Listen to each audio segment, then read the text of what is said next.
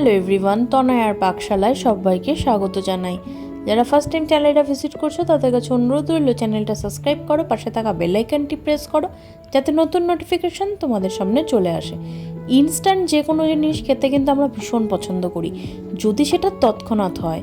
তার জন্য আজকে একটা অসাধারণ রেসিপি নিয়ে হাজির হলাম তোমাদের সামনে।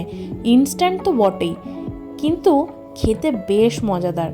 তাই জন্য আজকের রেসিপি ইনস্ট্যান্ট ধোসা রেসিপি। এর জন্য দেখো এখানে আমরা নিয়েছি সুজি।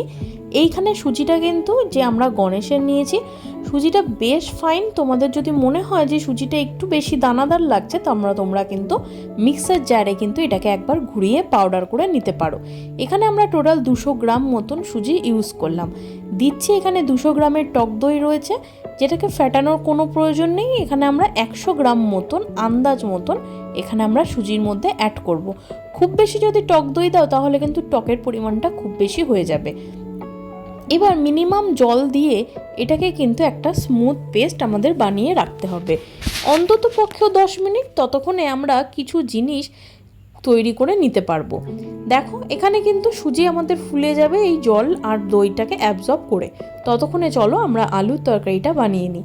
এর জন্য দেখো আমরা এখানে একটা বড় সাইজের 4টে আলু নিয়েছি, যেটাকে আমরা প্রেসার কুকারে একটা সিটি দিয়ে নিয়েছি। সেটার ভিডিও কিন্তু তোমাদের আর দিলাম না, তোমরা আশা করি সকলেই জানো কিভাবে আলু সিদ্ধ করতে হয়।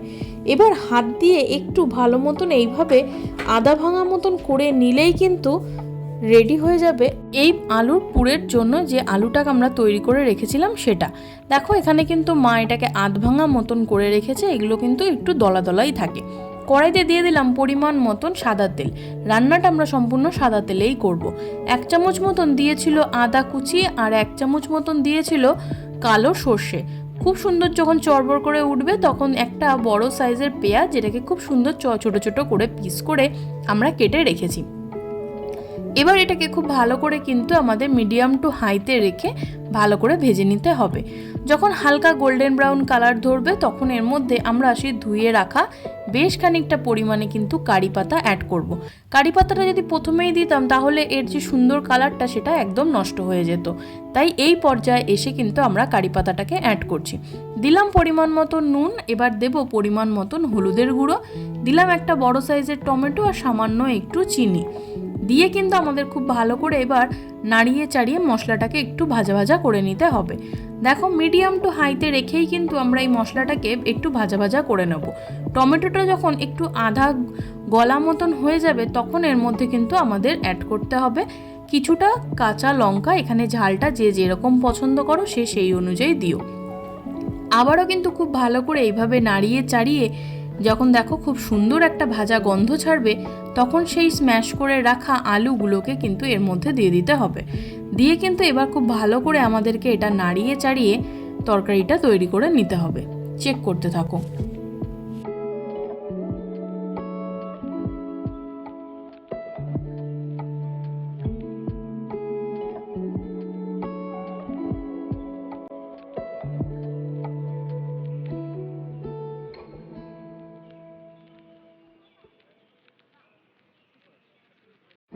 তরকারিটা তৈরি হতে থাক, ততক্ষণে দেখো এখানে আমরা একটা বড় সাইজের আলুকে ছোট ছোট টুকরো করে কেটে নিয়েছি।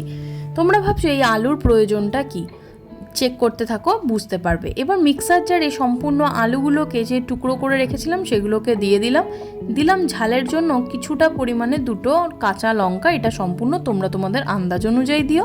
দিলাম 1 ইঞ্চি মতন আদা আর 1 চামচ মতন গোটা জিরে, এটা কোনো রকম রোস্টেড নয়। এবার ঢাকা চাপা দিয়ে একটা স্মুথ পেস্ট কিন্তু আমরা বানিয়ে রেখেছি।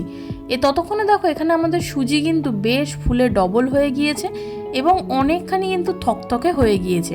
ব্যাটারটাকে কিন্তু অবশ্যই একটু পাতলা করতে হবে, তার জন্য পরে আমরা এর মধ্যে জল অ্যাড করব। দেখো এখানে দিলাম 2 চামচ মতন আটা, এখানে ময়দা ব্যবহার করলাম না, 2 চামচ মতন দিয়েছিলাম বেসন। এবার এটাকে দিয়ে কিন্তু আমাদের ভালো করে মিশিয়ে নিতে হবে। ততক্ষণে আমরা যে পেস্ট বানিয়ে রেখেছিলাম সেই সম্পূর্ণটা কিন্তু এর মধ্যে দিয়ে দেবো। তোমরা ভাবতে পারো আলু কেন অ্যাড করছি, আলুতে কিন্তু ভাজা হলে বেশ একটা কড়মড়ে ব্যাপার আসে আর খেতে বেশ মজাদার হয়। যেহেতু এখানে দেখো সুজি কিন্তু আমাদের অনেকখানি ফ্লাপি হয়ে গিয়েছে। এবার এটাকে কিন্তু খুব ভালো করে কিন্তু আমাদের নাড়িয়ে নিতে হবে। এবার দেব কিন্তু পরিমাণ মতো নুন, আর দিলাম 1 চামচ মতন চিনি দিয়ে কিন্তু আমাদের আবারও ভালো করে এইভাবে নাড়িয়ে নিতে হবে। দেখো সম্পূর্ণটা মা খুব সুন্দর করে নাড়িয়ে নিল। বেসন দিলে এর কালারটা ভীষণ ভালো আসে। যেহেতু ধোসা তোমরা আশা করি জেনেই থাকবে যে চাল এবং অনেক সময় ডাল দিয়েও কিন্তু আমরা এই মিক্সারটা করে থাকি। এবার দেখো একটা মিক্সার জারে নিয়েছিলাম কিছুটা চীনা বাদাম 1 মুঠ মতন দিয়েছিলাম নারকেল, দিয়েছিল 1 ইঞ্চি মতন আদা, কাঁচা লঙ্কা আর একটুখানি ধনেপাতা, সামান্য একটু নুন আর একটু চিনি দিয়ে এর মধ্যে 2 চামচ মতন দিয়ে দেওয়া হলো টক দই। এটা ফেটানোর কোনো প্রয়োজন নেই, কারণ যেহেতু এটা আমরা মিক্সার জারে পেস্ট করে নেব। দেখো এখানে একটা স্মুথ পেস্ট তৈরি করে আমরা একটা নর্মাল বাটির মধ্যেই ঢেলে নিলাম। তোমাদের কাছে যদি কোনো ফ্যান্সি বাটি থাকে তোমরা তাতেই ঢেলো।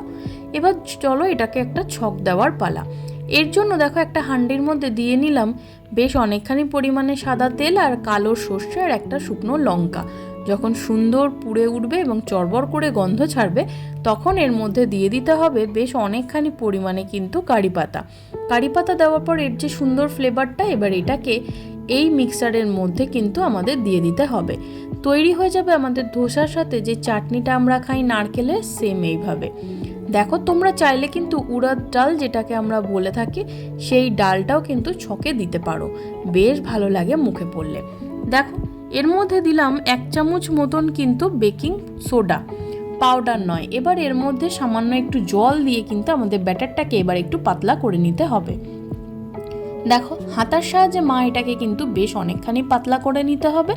পাতলাটা কিন্তু খুব বেশি পাতলা করলে হবে না, আবার খুব বেশি থকথকে হলেও কিন্তু হবে না। দেখো তেল দেওয়া হয়েছিল, খুব ভালো হিটটাকে ব্যালেন্স করার জন্য দিয়ে দেওয়া হলো সামান্য ছিটে ফোটা জল দিয়ে এইভাবে একটা ন্যাকড়ার সাহায্যে মুছে নিলেই কিন্তু আমাদের তাওয়া ধোসা করার জন্য একদম রেডি। এবার দেখো দিয়ে দেওয়া হলো ব্যাটারটা। এখানে ব্যাটারের পরিমাণটা তোমরা তোমাদের মতন দিও, যে যেরকমটা পারবে সে সেই অনুযায়ী দিও। দেখো প্যানের সাইজ অনুযায়ী আমাদের ব্যাটারটা দিয়ে কিন্তু এইভাবে হালকা হাতে একদম রাউন্ড করে কিন্তু আমাদের ঘুরিয়ে এইভাবে ছড়িয়ে দিতে হবে ধোসার মতন আকার। এবার ওপর থেকে দিয়ে দিতে হবে অনেকখানি পরিমাণে, তোমরা চাইলে সাদা তেল দিতে পারো, কেউ চাইলে বাটারও দিতে পারো। দেখো নিচ থেকে কিন্তু বেশ একটা গোল্ডেন ব্রাউন কালার ধরেছে, আর আমাদের তরকারি আগে থেকেই রেডি করা ছিল, যেটাকে এইভাবে দিয়ে কিন্তু আমরা খুন্তির সাহায্যে আলতো করে তুলে নিয়ে কিন্তু দেখো এইভাবে মুড়িয়ে দেব। ধোসা যেভাবে পাল্টায় সেইভাবেই কিন্তু আমাদের করে নিতে হবে। কালারটা কি অসাধারণ এসছে না? তোমরা অবশ্যই একবার বেসন আটা দিয়ে কিন্তু এইভাবে করতে পারো। আবারও সেম প্রসেসেই দেখো দিয়ে নিয়ে এবারও কিন্তু এইভাবে ঘুরিয়ে নিতে হবে। তোমরা আশা করি ব্যাটারটা দেখে বুঝতে পারছো যে ব্যাটারটা কতটা পরিমাণে পাতলা রয়েছে বা কতটা থিকনেস আছে, আশা করি দেখে বুঝতে পারছো। খুব বেশি থিকনেস হলে কিন্তু মুচমুচে ব্যাপারটা একদম আসবে না, আর যদি খুব বেশি পাতলা করো তাহলে কিন্তু সেটাও ঠিক মতন যাবে না। তোমরা কিন্তু এটা দেখে একটু আন্দাজ করে নিও। দেখো উপর থেকে তেল দিয়ে এটাকে খুব ভালো করে ব্রাশ দিয়ে কিন্তু এইভাবে স্প্রেড করে দেওয়া হলো। আবারও কিন্তু এবার তুলে নিয়ে এটা শুধুমাত্র প্লেন ধোসা তৈরি করলাম। কারি পাতা সাথে রেখে চাটনি দিয়ে সার্ভ করলাম ইনস্ট্যান্ট ধোসা। দেখো কতটা মুচমুচে হয়েছে, তোমাদেরকে একবার ভেঙে দেখাই। দেখো কি সুন্দর ভেঙে যাচ্ছে, ভীষণ ভালো খেতে হয়। আমি তোমাদের হাইলি একবার রেকমেন্ড করবো, একবার বানিয়ে খেয়ে দেখো আর কমেন্ট সেকশন জানিও যে তোমাদের কেমন লাগলো। বন্ধু বান্ধব আত্মীয় স্বজন সবার সাথে শেয়ার করো। ধন্যবাদ, দেখা হচ্ছে আরও একটা রেসিপির সাথে। আমি আমার মা ফিরে আসছি।